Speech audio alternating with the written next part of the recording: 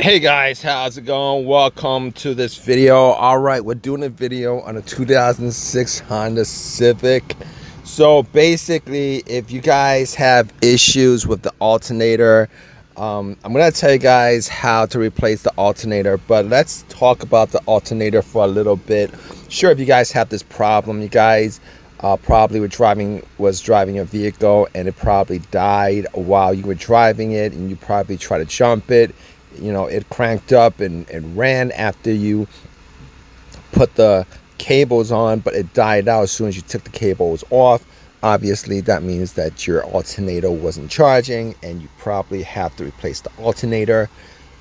If you guys have this car, the alternator is pretty simple to get to. Basically, all you gotta do is just take off the serpentine belt.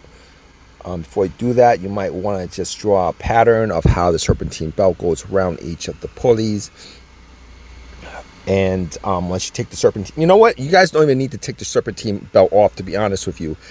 What you guys pretty much need to do is try to keep the serpentine belt to the side. You might be able to get one of these bungee cords, keep it to the sides.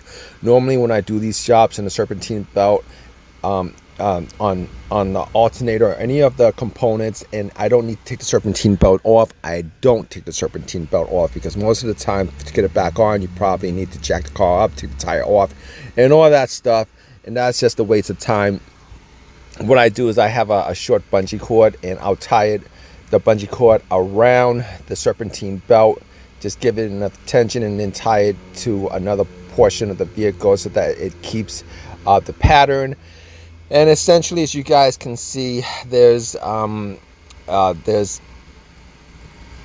plug on most alternators. There's a plug, but sometimes you have, instead of a plug, it's two cables bolted on.